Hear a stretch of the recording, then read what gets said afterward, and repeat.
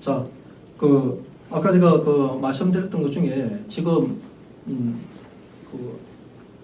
과거에 이제 2019년도죠. 2019년도에 이분이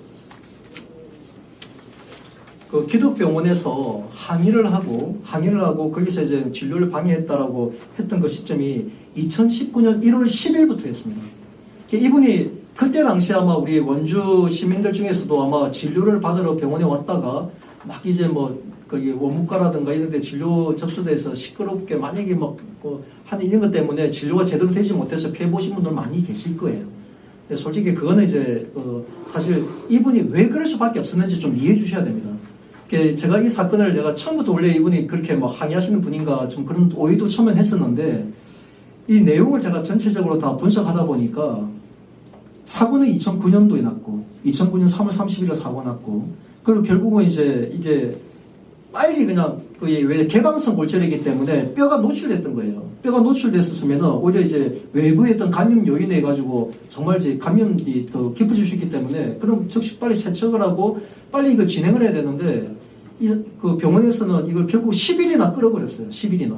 나중에 이제 이게 민사소송이 진행되니까 이 사람들이 이제 그걸 자기들은 처음부터 이제 이걸 소화기 내과하고 이런 데하고 다 같이 이제 협진을 하느라 이분의 상태가 그때는 만취 상태였고 여러 가지 이런 것들 고려해가지고 그 수술 일자를 좀 지날 수밖에 없다고 이렇게 핑계를 댔는데 기록들을 살펴보니까 그것도 아니었던 거예요. 사고 났을 때 바로 이제 그게 소화기 내과라든가 또 그리고 간 기능도 전혀 그런 간 경화라든가 이런 것도 전혀 질병이 없었습니다.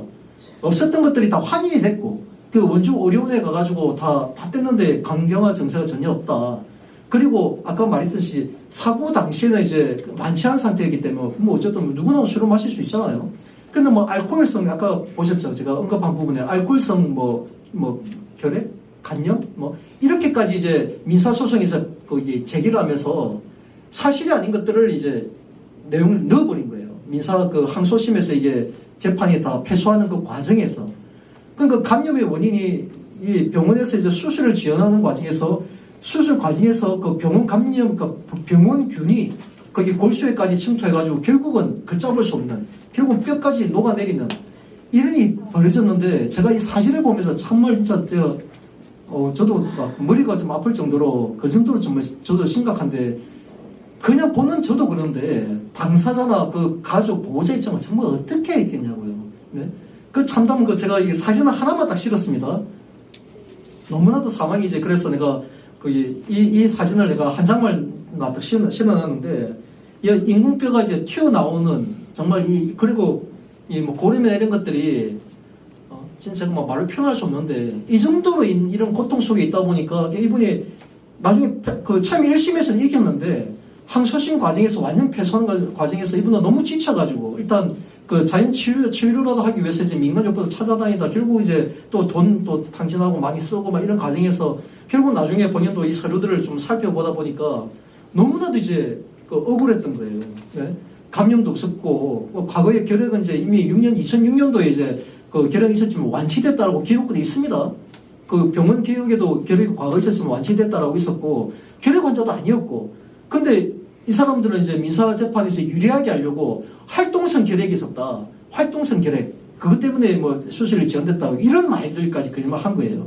근데 기록을 다 살펴보니까 병원 측에서도 활동성 결핵이 아닌 것이 다시 판명돼가지고 다시 격리실에 갔다가 돌아온 기록이 다 있던데 그래서 너무 안타깝다는 거예요. 제가 아까 처음에 말씀드렸죠. 저희 어머님도 이제 그런 사례처럼 조작을 하더라니까요. 대학병원이 기록을. 그는 명백히 말씀드리면 범죄입니다. 범죄이. 네? 이거는 레지던트라나 이제 좀 의학의 길을 걷고 있는 사람들 정말 명심하셔야 됩니다. 네? 사람은 누구나 실수했어요. 누구나 실수할 수 있습니다. 그런데 이런 결국은 당신들이 병원 내에 어떤 그런 상담 기능만 할 수 있는 그리고 환자나 보호자가 어떻게 하겠어? 근데 의사가 능력이 부족했던 뭐든 간에 아니 고의는 아닐 거 아니에요. 설마 의사들이 고의로 이분이 진짜 뼈 접합해가지고 웬만한 그 정도 사실 뼈 골절해가 접합하는 거야. 정형외과에서 일도 아니죠. 한두 번 하는 것도 아니고. 네? 그렇지만 그분이 그렇다고 고의로 이분이 지금 이런 지경까지, 그리고 다리를 잘라야 되는 상황까지, 그것도 10년이 넘는 동안에 정말 살이 파고 들어가는, 썩어 들어가는 그런 고통을 이제 직접 눈으로 보면서 그 겪는 그 과정들을 의사가 고의로 했겠냐고.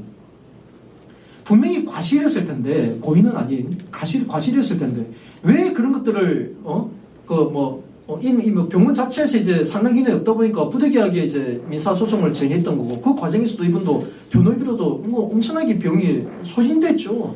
네? 그 고통, 경제적인 고통, 이 신체적인 고통에 대해서 경제적인 고통까지 정말 이런 말을 쓰면 그런 고통들을 병원은 철저하게 외면했다는 겁니다. 그리고 봤듯이 이런 상황이 처한 사람을, 이분이 당연히 입장에서야 당연히 자기가 아니 간염도 아니었고 간경화도 아니라는 것을 다 확인을 했는데 당연히 따질 거 아니에요. 소화기내과 가가지고 야 당신들 아닌 거 알잖아. 근데 왜 그 소송 과정에서 그렇게 허위로 냈어? 이런 과정에서 솔직히 제가 입장을 바꿔보세요. 누구든 분노 안 하겠습니까? 그런 분노하는 마음에서 이제 그때 당시에 현장에 있던 집기를 던져버리고 괌 지르고 막 그렇게 했겠죠. 네? 그 과정들은 이해해 주셔야죠. 그러니까 그런데도 불구하고 병원에서는 그냥 아예 그런 거 영상 다 촬영을 해가지고 아예 세세하게, 제가 이 기록을 나중에 보시면 알겠지만은 이 검찰에서 이제 기소 내용을 해가지고 날짜별로 해가지고 끈끈 해가지고 한 100여 건 되나? 80일 정도 되는 80몇 회를 쪼개가지고 이제 쉽게 말하면 쪼개서 고소한 거예요. 또 고소했다가 또 고소하고 거의 총 9건이에요. 9건을 고소를 했는데 3건이 병합돼가지고 한 건을 1심이 살게 됐고 나머지 또 4건이 또 병합이 돼가지고 실행 중에 그 실형을 살고 있는데 출소하려고 하니까 또 이제 1년을 더 때려버려가지고 2년을 그냥 고스란히 살고, 그것도 부족했는지 이번에는 보니까 한 건은 검찰에서 이제 각하된 사유를 보니까 이미 자기네들이 이제 고소를 해가지고 했던 해당 똑같은 동일한 날짜를, 그 날짜를 2날짜를 뽑아가지고 또 고소를 한 거예요. 또 고소를 해가지고 그게 또 경찰 조사 다 끝나고 검찰 조사 과정에 보니까 이미 이전에 이제 거기 범죄 일람표에 동일한 날짜로 해가지고 된 것이 있어가지고 이거는 각하 처리, 그 정도입니다. 이건 한마디로 고소 남발이라고 해도 할 말이 없거든요. 병원 측에서. 네. 게다가 이번에 또 퇴원을 하시고 이제 출소한 이후에 이제는 이제 이분도 어쨌든 본인도 형을 또 살고 하니까 어쨌든 좀 합법적인 테두리 내에서 이제 항의를 해야겠다 싶어서 이제 정문 앞에 나가지고 인도변 내에서 또 지나간 사람들 크게 피해를 없이 그렇게 이제 집회를 지금 하고 있어요. 그런데도 불구하고 병원 측에서는 또 이게 업무방해다. 그리고 퇴거 불행 퇴거를 그 도로 앞에서 집회하는데 그걸 자기네들 왜 퇴거를 요청합니까? 그 퇴거 불행했다고 그걸 또 고소를 했네요. 최근에 또 고소해가지고 올해 23년 3월 6일 날 검찰에서 이거는 이제 그는 혐의 없다. 이거는 정상적인 법 테두리 내에서 합법적인 이제 집회라고 하는 거기 때문에 이거는 업무방해도 아니고 입증할 수 없다 해가지고 결국 무혐의 됐습니다. 지금 이 정도 수준입니다. 이 정도 수준. 대학병원에서 그것도 정말 강원도에서 최고로 가는 병원이죠. 그리고 이제 원주 솔직히 제가 모두를 절대 내가 비난하는 거 아닙니다. 거기에 정말 죽어가는 사람들 살리는 정말 그런 승무관 이런 의료진도 정말 많아요. 많지만은 이런 사건에 있어서 그렇게 인연 살리고 고소를 남발을 해. 도대체 그 해당 부서에 어떤 놈이 있는지 모르겠는데 그 작자는 반드시 해고해야 돼요. 기독병원에 이분을 이렇게 고소 고발을 남발을 하자고 이렇게 하면은 입을 다물 거라고 해가지고 만약에 주도한 놈이 있다면 그 놈은 반드시 병원에서 자체적으로 감사를 벌였어라도 반드시 발본 처분해야 됩니다. 그 놈은. 어떻게 그런 파렴치한 인간이 있을 수 있습니까? 그 환자의 고통을 어루만지기는커녕 고소 남발을 참내 말이 안 나오는데 그것도 거짓말로. 그러니까요. 이미 다 드러났던 이거 심각한 이런 문제가 있었고, 그래서 제가 어쨌든 지금 이번에는 아직은 제가 기회를 드리려고 합니다. 그 10일간의 더 기회를 드려서 그 6월 9일까지 반드시 그 회신을 어떻게 조치하겠다는 회신을 주시기 바랍니다. 거듭 강조드리지만 만약에 이마저도 무시하신다면은 정말 그때는 이제 그 이분의 어떤 그 항의가 아니라 이제 저와 우리 그 시민단체와 이 싸움이 될 거예요. 결국 만만치 않은 싸움이 될 겁니다. 또 그러지 않길 저도 바라고요. 저도 이제 기독병원의 저 지인들, 간호사나 의사나 아니면 거기 근무하시는 많은 분들 지인들 많습니다. 많고 우리 가족 관계도 계시고 뭐 친구 이런 분도 많이 계시는데 네? 이건 아니잖아요. 네? 여러분 이건 뭐 객관적으로 보신다면 정말 이제 내부적으로 감사를 열어서 이 일에 이분을 그런 그 형사적인 소송을 해가지고 그걸 개조했던 그 자들에 대해서 반드시 책임을 물으셔야 합니다. 아니면 그분이 사과를 하든가, 네?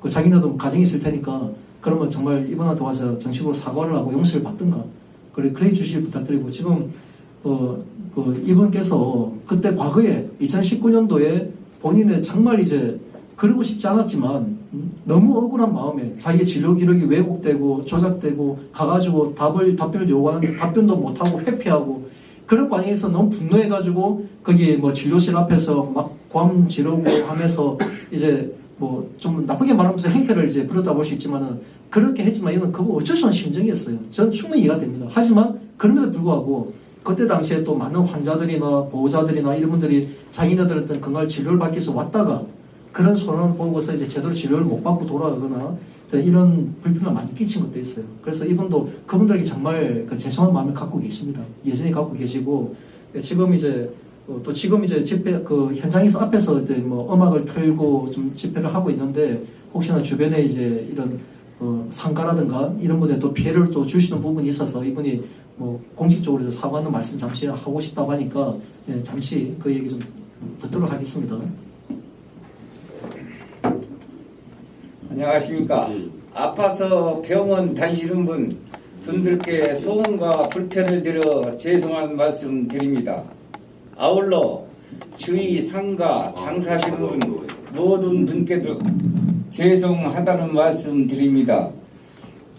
여직 이해해 주셨듯이 조금만 더 이해해 주세요. 감사합니다. 네. 네, 본인이 어쨌든 이제 거기 우리 원주 시민들 그리고 이제 병원 앞에서 장사하시는 상가분들이나 이분들에게 절대 불편이나 이걸 끼치고자 하는 의도는 없습니다. 네. 그리고 한마디만 구독자한테 말씀드리겠습니다. 만약에 그 시간에 얘기 안 해주면은 내가 진짜 팩트로 밝힐 것을 분명히 말씀드립니다. 이상입니다. 지금 아무것도 안 밝힌 거예요. 내가 갖고 있는 증거 이거 저거 한두 가지가 아니니까 팩트로 내가 밝힐 겁니다. 감사합니다. 네, 이제 뭐 제가 말씀드렸듯이 이제 6월 9일까지 반드시 그 병원 측에서는 책임 있는 답변 부탁드립니다. 그리고 현장에서 이제 또 이분과 함께 또 같이 이제 시위를 하시면서 또 사실 의료사고는 사실 전국적으로 많습니다. 많은데 또 한 분이 이제 많이 힘들어하시면서 함께 이제 시위하고 계시는데 이분이 좀 잠시 나와서 본인이 좀 억울한 상황을 대해서 한번 말씀드리고 물론 이분에 대한 사건들을 제가 객관적으로 확인하지 못했어요. 근데 이제 이분까지 이제 병원 측에서는 책임 있게 이번에 앞선 이제 민원인과 지금 나오실 분 사건에 대해서 다시 한번 자체적으로 좀 검토를 하셔서 충분히 이제 대화로서 풀 수 있는 방법이 있다면 이제 그 길을 좀 선택해 주시기를 부탁드립니다. 잠시만 좀 나와 주시죠. 저는 허리 협착 수술 의료사고 8년째 기저귀를 차고 살아야만 했습니다. 소변은 줄줄, 대변 쪽은 아파서 갈수록 걸 수가 없습니다. 원주 세브란스 병원에서 잘못된 것을 인정, 수술비도 안 받고 4번째 했지만 더욱더 아파서 이 하소연을 하는 바입니다. 이런 저한테 오지 마라. 다른 병원에 가라. 의사로서 할 수 있는 말인가요? 신촌 세브란스 병원 원장님 말씀, 신경이 안쪽으로 밀려가 있다고 하셨죠. 아픈 곳이 보이지 않아 인정 못하겠지만 단 한 번이라도 생각해 보셨나요?